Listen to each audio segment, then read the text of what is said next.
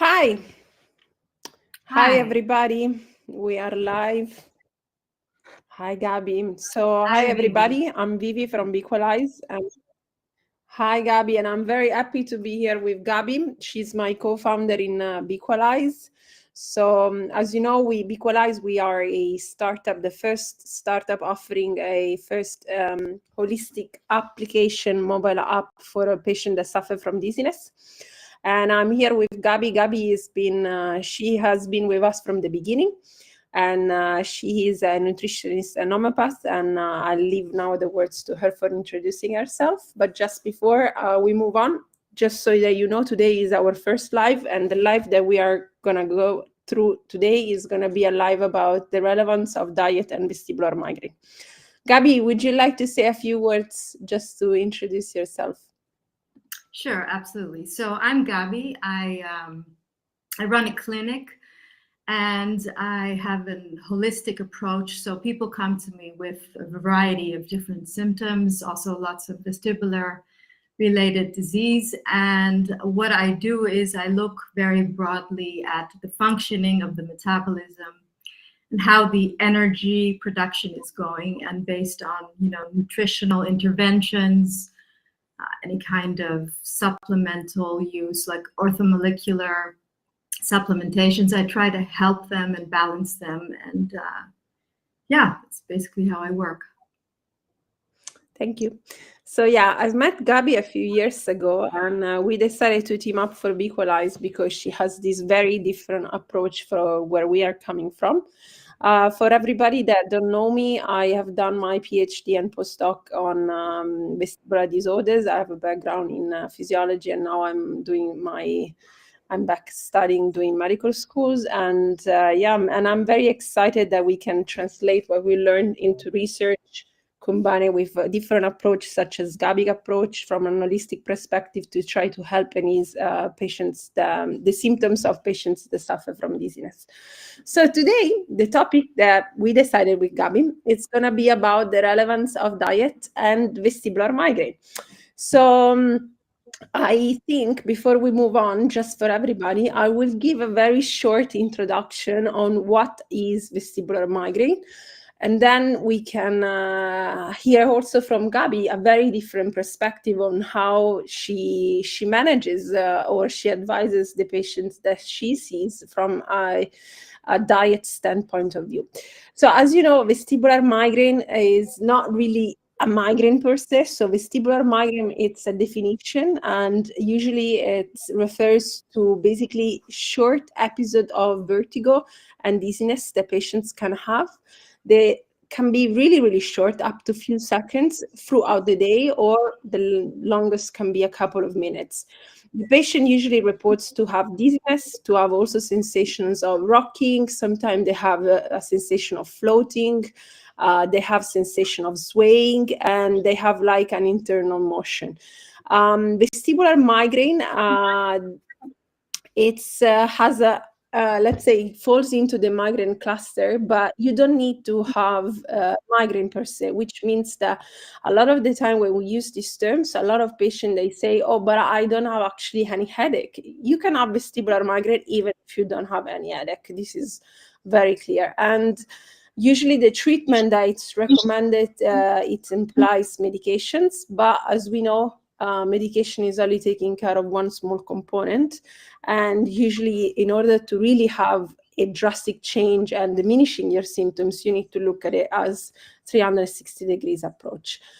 Taking this into just in mind, vestibular migraine is associated sometimes also with other vestibular disorders, meaning that you can have something else and then you also have vestibular migraine on top of it.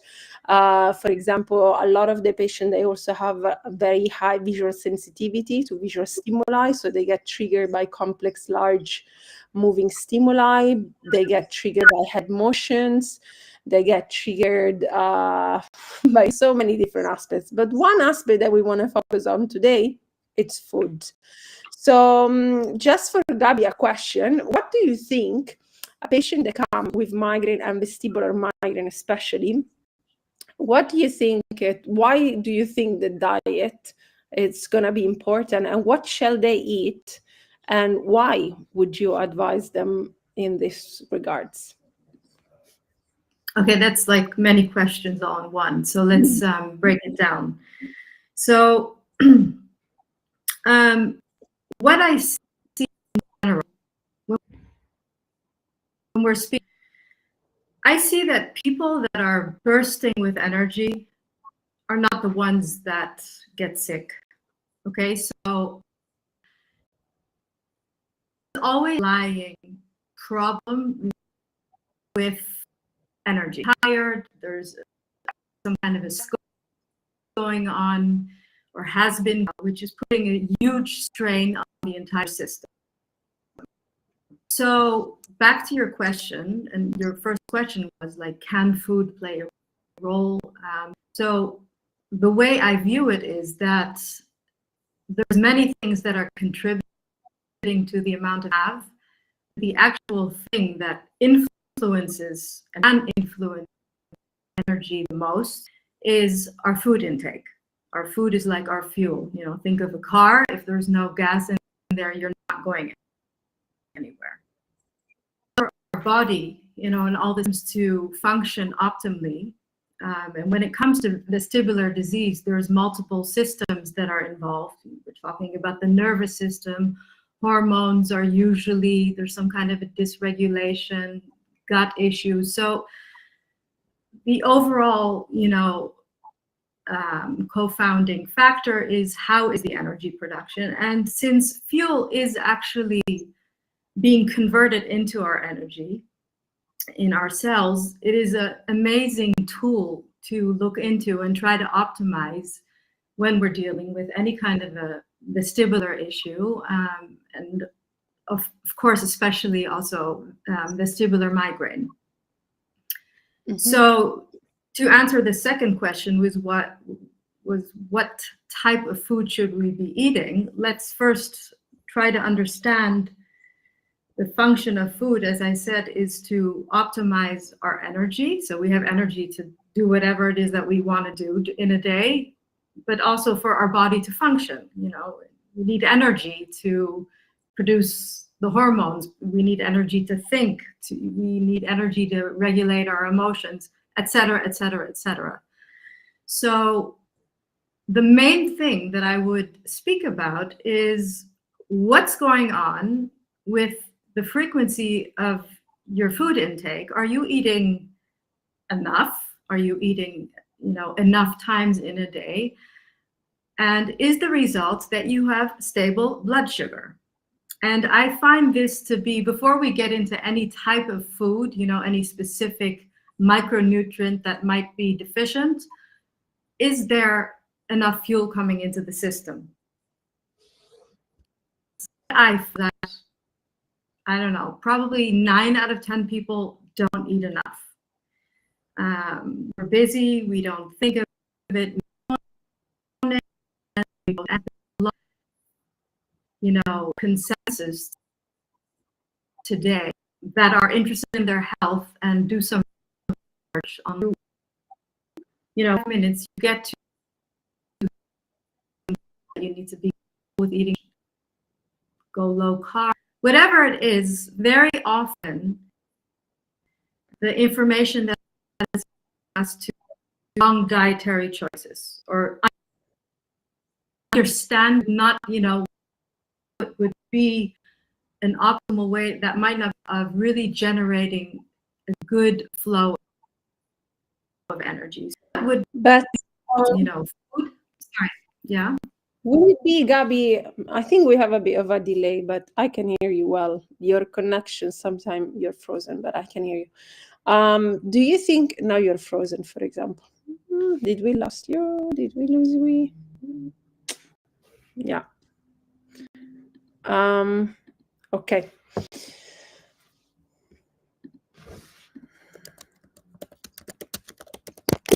Hi, Gabi, can you hear us? I can. You're back on track, yeah? Okay, yep. Perfect.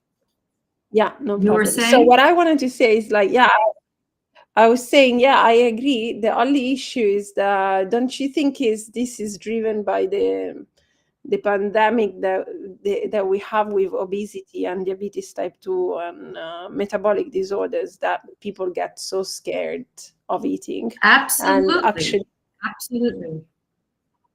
and this is actually because maybe they get brainwashed by the fear, oh, you're going to become obese, or maybe they became obese. But of course.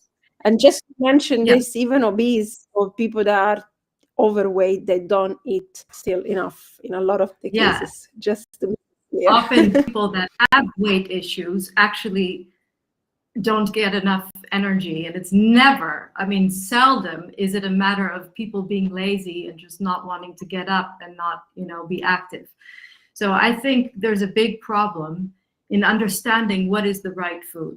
And I think there's a lot of misconception. I do think that a lot of people, or let's put it this way, plenty of people are health conscious and really want to do it right.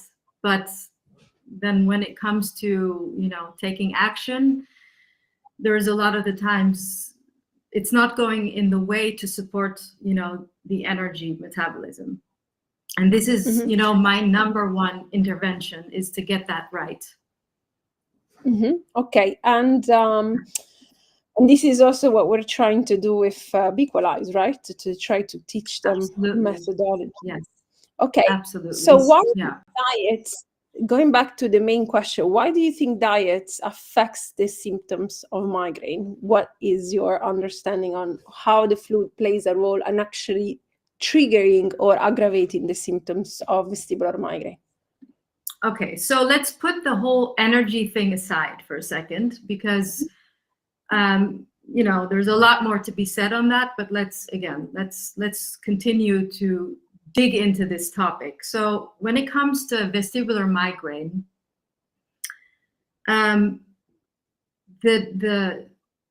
general advice would be, you know, to eat a low histamine diet. Now, a lot of people have no idea what this is, histamine, but it's this compound that is produced by the cells in your body, also in your gut, but in all cells as a reaction. It's an immune reaction to something. So if you get stung by a bee, let's say, you will get, if you get stung by a bee here, it will get all red and swollen, and you know, there's histamine being released, and this is, you know, the body's way to repair whatever is going on. Now, there is unfortunately a huge problem nowadays because our nutrition, you know, the industry and, you know, our food supply is not really geared and aimed at being healthy and supporting people in, you know, having a healthy digestion. And a lot of foods are full of additives and all kinds of things that are not optimizing our digestion, with the result that the digestion is impaired in one way or the other at one point. You know, as the moment the food gets into the body, you know, it goes through the stomach and the small intestines, the large intestines, etc., etc. But when you see that there's problems with regards to digestion, and there might be some kind of a dysbiosis going on, meaning, you know, the good and the bad bacteria in the gut are not optimal, then any food or any wrong food can actually trigger symptoms, as in, you know, there could be a lot of fermentation going on. There could be something else going on, which is causing an inflammatory response coming from the gut that is triggering the release of different compounds, like, for instance, histamine. And histamine, depending on where it's being released, you know, has different types of reactions in the body. In the central nervous system, it has a reaction of similar to like adrenaline, like, you know, turning you on, like making you nervous, or just any kind of a trigger that is disrupting the balance.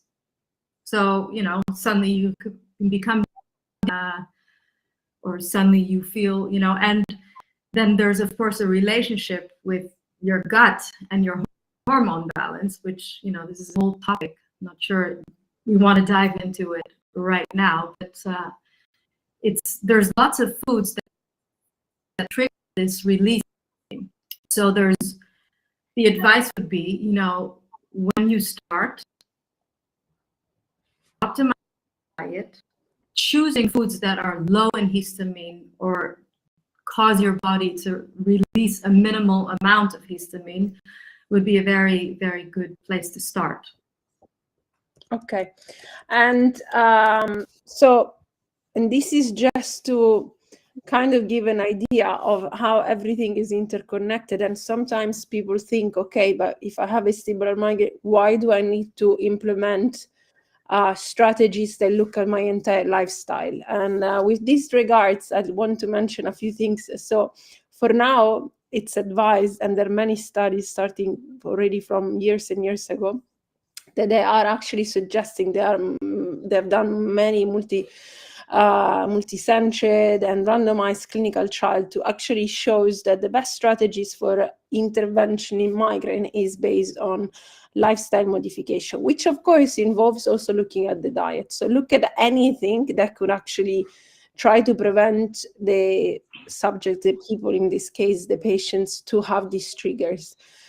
And working on a preventive medicine, preventive kind of like trying not to get to the point that you get the triggers of migraine. And this is where I think diet can play a massive role, because it's not just about, okay, you are taking the medications and you're just going to try to deal with your life like that, but what you can actually do so that you're not going to re-trigger this system. Because if you are predisposed to migraine, let's be clear, and unfortunately, this is a disorder that does affect more women than men. There are so many components. One is genetic, hormonal, one may be the food, maybe the stress, maybe it's really multifactorial as a disorders. And that's why diet, even if it looks like quite basics to be like, okay, just follow a diet regime, and as well as a lifestyle, reducing the screen time, reducing stress, they actually are the key tools to stop having the triggers and maybe slowly get off the prophylaxis medication that you are usually given. Because let's be clear, usually these type of disorders are treated with, the gold standard is to treat them with medication and to treat them with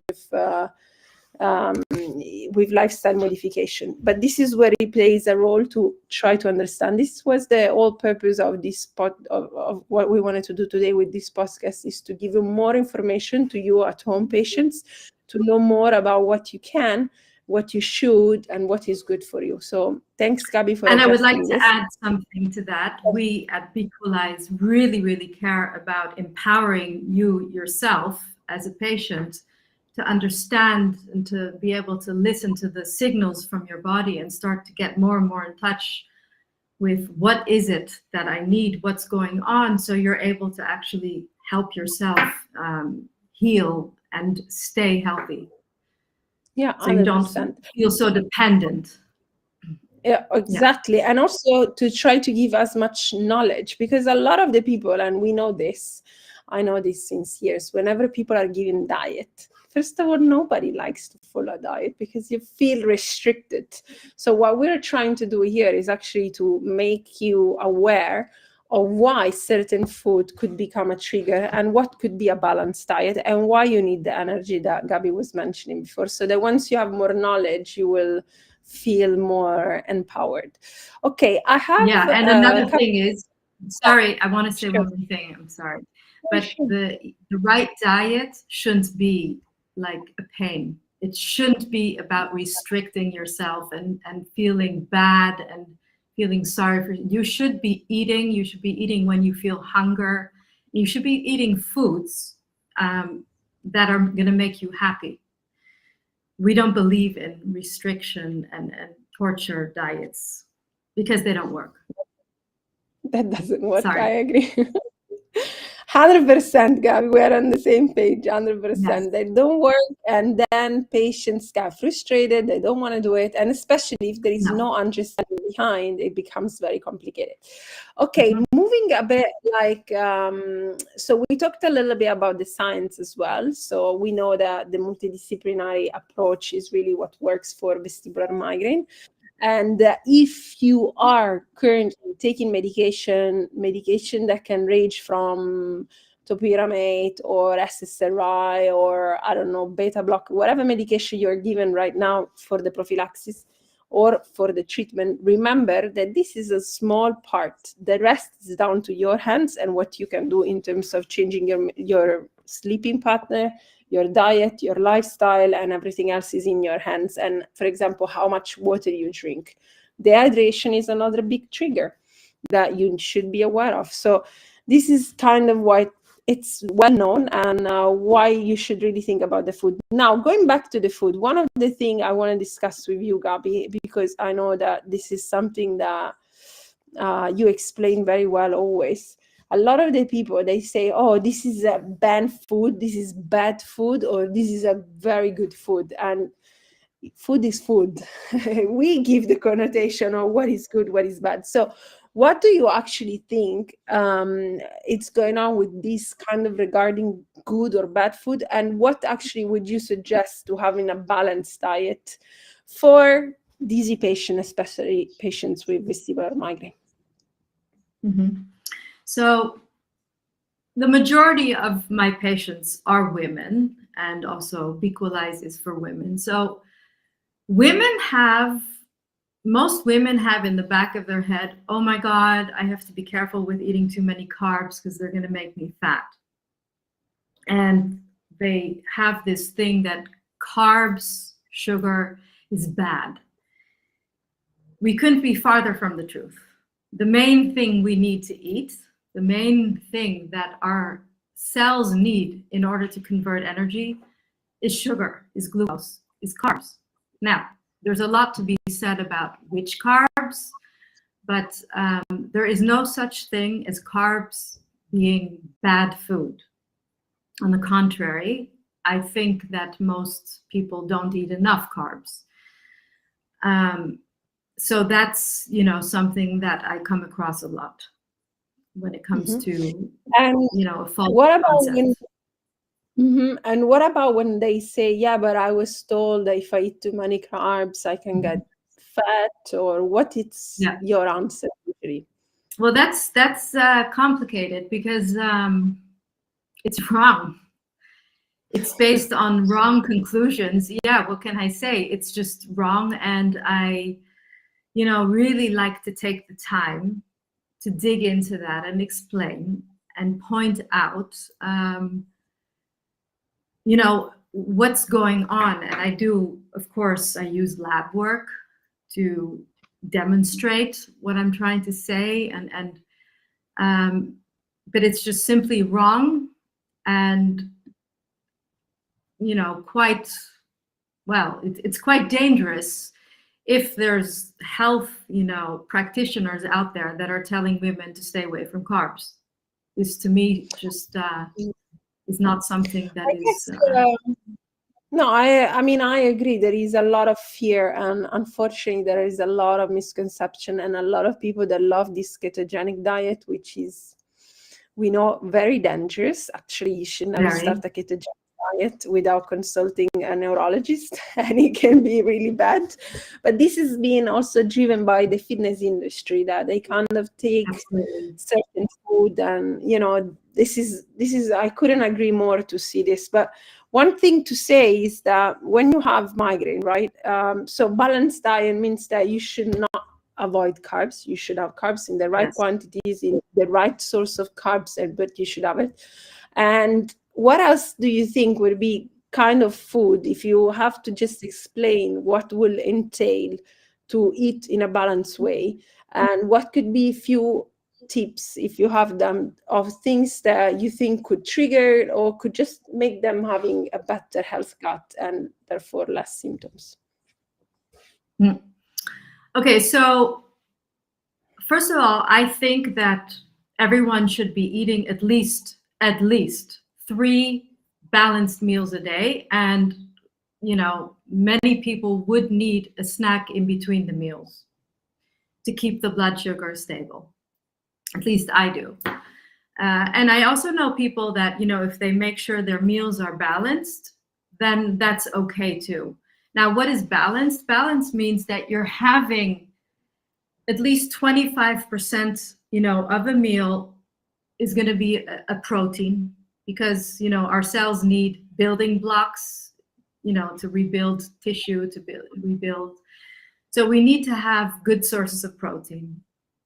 I believe that you cannot get around having animal protein, because the animal protein, you know, are all-rounded proteins that have all the essential amino acids in it. And when you try to get, you know, your protein from, you know, vegetable or plant sources, it's going to be incomplete. So that's a problem.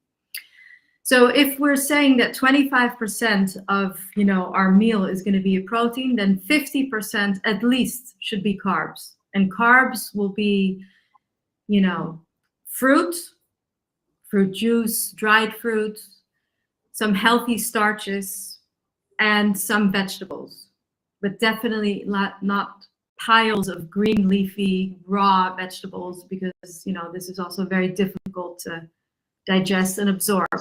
So we want to make sure that in every meal we're getting the right amount of glucose, of sugars. So this is important. And with this meal, the way you prepare it, or, you know, like if you're cooking something, using the right oils is essential. We need a certain amount of oil, small amount, but we need oil, you know, to aid digestion, but also to keep our satiety, you know, long. People that go on a very low fat diet or don't eat any fat, you know, have extreme fluctuations in their blood sugar too, because, you know, glucose digests much faster than fat. So we want to have a balanced combination of the 3 macronutrients in order for us to sustain for a couple hours without eating until our next meal. Do you believe that, do you, you know, in the internet, again, a lot of the patients, when they come to us, they are like, yeah, I've read this, I've seen this. And a lot of the people, they suggest this extreme kind of like a so-called migraine diet, which, you know, they just say you should avoid like many things that actually can trigger. What is your perspective on that? Avoiding foods that, you know, can contribute to migraine. Yeah. So we're talking about the histamine foods, right? Is that what you're referring like to? chocolate or red wine, cheese, a certain type of food that have been proven to, in certain people, trigger migraine. Yeah. So absolutely, because, you know, the status of our health, it really, really is so important. How the food, you know, system, and a lot of people do not start in an optimal way. So when there is some kind of a dysbiosis going on, and these foods you just mentioned, like the cheese and the chocolate and all this stuff, can really trigger this really, which can have, you know, a negative effect and trigger an episode. Avoiding foods, especially in the beginning, while we're regulating, while we're, you know, improving the energy metabolism, while we're improving the gut function and digestion, it's definitely a very good idea to avoid these foods. Okay, and do you think, because one of the things I don't like personally about too strict diets is, as we mentioned before, is that people find it very difficult to continue. Do you think that, I mean, maybe you've seen that when they take away some food with time, it doesn't mean that they will never eat it again. This is one of the other things I'd like to say to patients. You might eat it again, but not now. That you can actually put it back into your life after I think when we speak about restricting foods, very, very often when you restrict foods, you're restricting carbs. And not having enough carbs, glucose, causes depression. Our brain, if you want, no, it's absolutely true. I mean, we've all, you know, experienced what it's like not eating enough, this feeling of hunger. You can look at kids, the way they behave when they're hungry. They become complete maniacs. We become not at our best state when we are not feeding our brain. Half of the lights turn off. There is no good conversion of all, the production of neurotransmitters. There's no balance anymore. So feeling restricted often has to do with depriving ourselves of sugar. And when you make sure that you're really getting enough, it's actually not so difficult. And by the way, you asked me earlier, which I didn't answer yet because it's, it's such a broad topic. I don't want to jump too much, but there are also some foods in our, food industry which are really bad, which we should avoid. And it is difficult.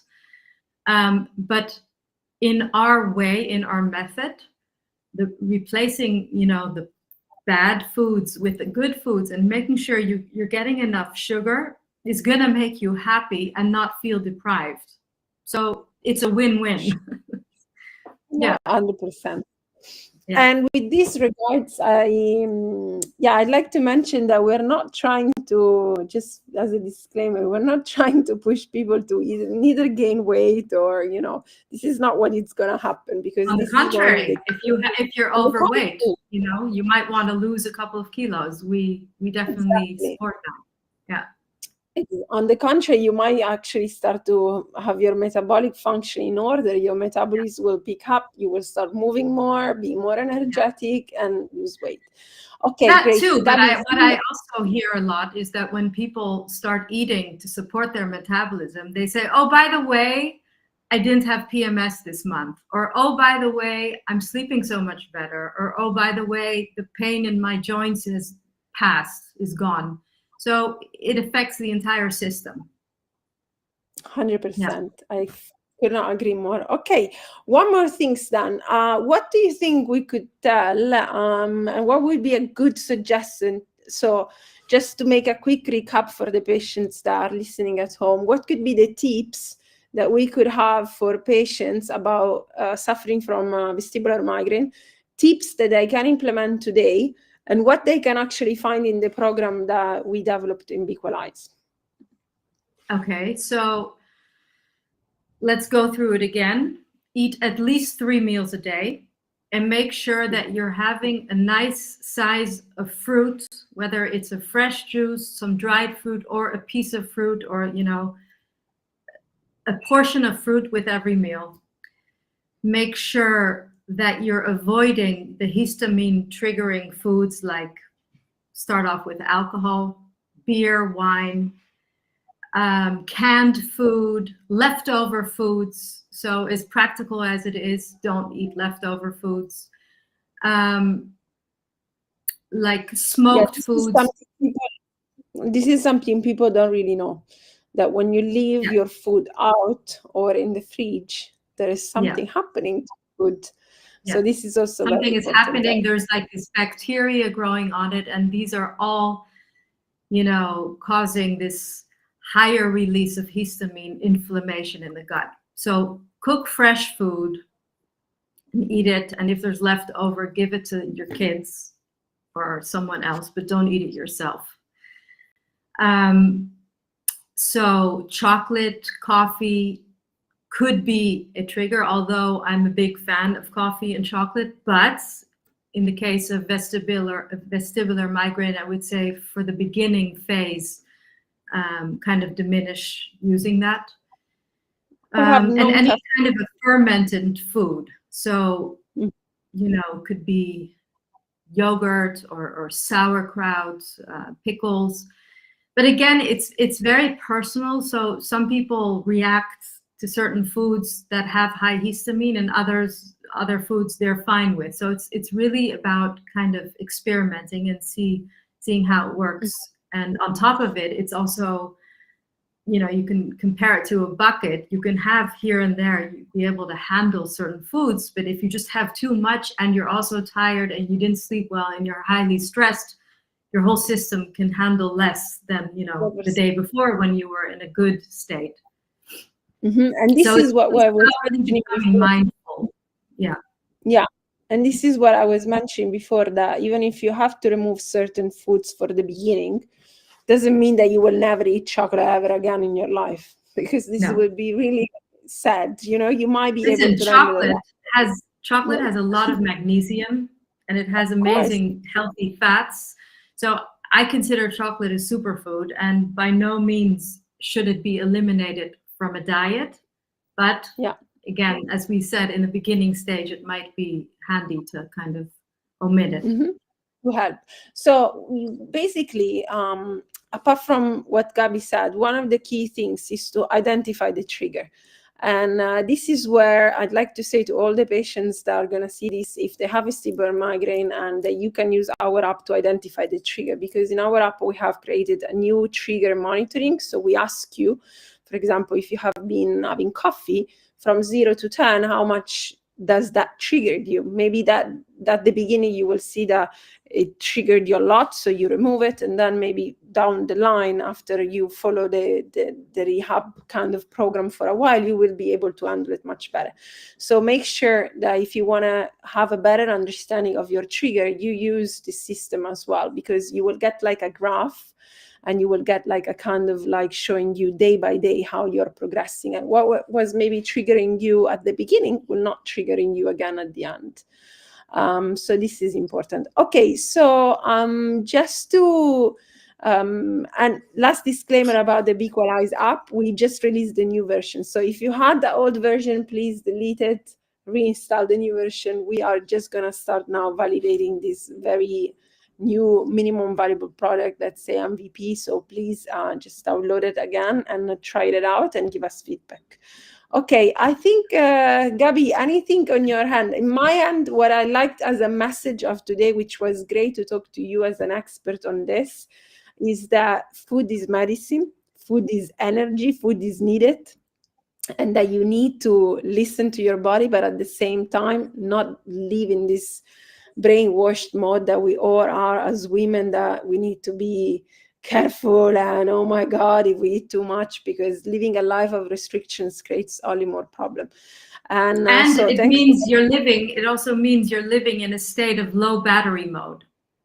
100%, which is not a state you want to be in. It's not a quality of life that is supporting a healing process of, so it's a different way of thinking, and I think that's our main message. You can recharge. 100%. That you should be able to have at least the right amount of nutrients and not living in this constant conflict of my god, I'm gonna gain weight, because it's not a very pleasant place to be. Now I think we have a couple of questions from patients, and let's see, I'm gonna get them and I'm gonna read them to you. Okay, why is coffee triggering my headache? Jane from the US. Coffee has caffeine. Caffeine triggers histamine, as we mentioned before. But Gabi, if you want to say a few more words about this. No, what you said is true. Caffeine can trigger. It can, trigger adrenaline, and adrenaline, is a stimulant. So that could be a trigger. But yeah. Okay. What else? We have a few more. Let's see. Hi, I'm 45 years old and I get dizzy and vestibular migraine close to my menstrual cycle. Why? Thank you, Anne from the Netherlands. Okay, so as we mentioned before, vestibular migraine behaves as migraine, which means that they are subjected to hormones. Why? Because hormones, they regulate neurotransmitters as well. So the fluctuation that we go through during the menstrual cycle, as you know, just before the menstrual cycle, we have something that we call estrogen withdrawal, which means that your estrogens are becoming lower and lower, and your progesterone goes a little bit up, and then you get your menses. So when you have low estrogens, that is a trigger for migraine. This is why a lot of the patients, they have acute migraine just before their menstrual cycle, and then already after they start the menses, already on the second, third day, the migraine usually is gone. This is also why, again, it's very, very important that you are aware of your menses, you're aware of your regularity, you are aware of your ovulation, and you kind of monitor and track how your hormones are influencing your dizziness.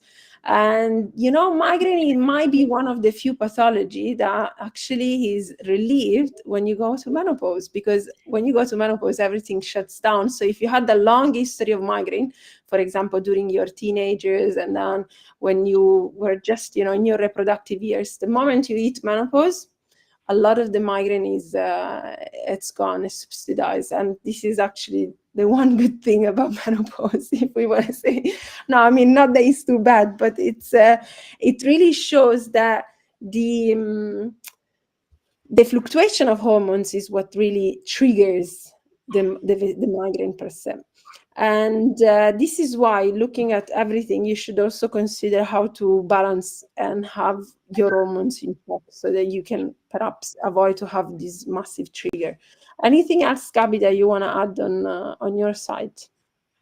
Yeah, well, also estrogen and histamine have a close relationship. They actually stimulate each other. So if you have high histamine constantly, because of, let's say, a microbiome that isn't optimal, your body is going to be producing more estrogen, and the more estrogen is going to be producing more histamine. So it's all tied together. And that's why, really improving your diet and eating, to really support your metabolism will kind of deal with everything at the same time. Yeah. Okay, great. Let me check. I think, we have, I think maybe we have one more. Let me see. Yeah. Hi, I'm Julie from France, a 35 years old vestibular migraine patient. I've been diagnosed with it 4 months ago. What supplement shall I take and why? Okay, this is for you, Gabi, since you are the expert here on this. Okay, so that's not a lot of information I know about her, but I would say that the first thing that comes to mind is she probably is magnesium deficient. It's number one. And I also think that there might be a deficiency in certain B vitamins, B12, B9, methylfolate, B3. So I would look into those two. Okay. Yeah. And okay. Yeah, I mean, supplements, this is one of maybe another thing just that you can clarify. A lot of the patient, they think, oh my God, I don't want to take supplement. I take too many things. Or I heard this a lot. People are like, I don't want to take it because I take a lot of things. They think of supplement as medication. This is not the case. Yeah. So yeah, maybe just to explain, Gabi, what do you think? What? I actually, I'm sorry to say, but I actually like to think of supplements as medication, but natural, non-toxic. I would rather take a supplement that is based on natural ingredients that I know is supporting my system than take some synthetic, often toxic medication that is for sure impacting the rest of your system. Yeah, so I don't believe in just taking 20 supplements and that's it. Everything is good. If you're healthy, you don't need a lot of extra, but it is very interesting or valuable, to take for a couple months something if you are deficient in order for your system to rebalance until such time that you don't need it anymore. And you got your nutrition and your diet completely, optimized, then you can stop it. But I don't know. It all depends on how far you're willing to go for your health, how much it means to you, the quality of your life. If you're going through life in a low battery mode, not being able to take part in things because you don't feel good, then I hope, you can feel motivated to invest in yourself a certain period of time. And that might mean taking also certain, supplements that would support this whole process. That is 100%. necessary. Yeah. Yeah, and it doesn't mean you have to do it for the rest of your life. But oh no, absolutely not. Yeah. Exactly. That there are periods that you need. But a lot of the people, there is a bit of a misconception thinking, okay, I take a supplement and it's gonna impact me. Or, I mean, especially, you know, in this part of the world where I live, where you are very far from fresh food and fresh things. If you live in a very in a city that doesn't have the luxury of going to, you know, just a fresh market, a farm, then you do need some supplements, because our food system does not help in this case, you know. Yeah, it's very unfortunate if you're, you know, tied down to not fresh food, and absolutely you're gonna need more, because you're gonna be exposed to toxins. You're gonna need a lot more for your body to function optimally. So yeah. I agree. And this is just to remind ourselves of our common vision, that it's looking at the person holistically, so internally as multi-system, as well as externally. The environments where you live does affect you. So yeah, I'm very happy, Gabi. Thanks for spending this time with us. And so Gabi, Gabi is she has contributed massively to the development of the nutritional side, and there's gonna be more coming out of BEqualise. And she's a co-founder and one of the experts on the team. So also, if you want to reach down to her individually, you can find her on our application. So just download it and get in touch. And it's really a pleasure, and I'm really excited for what we're building. So am I. Thank you, Gabi. Bye, everybody. Thank you so much.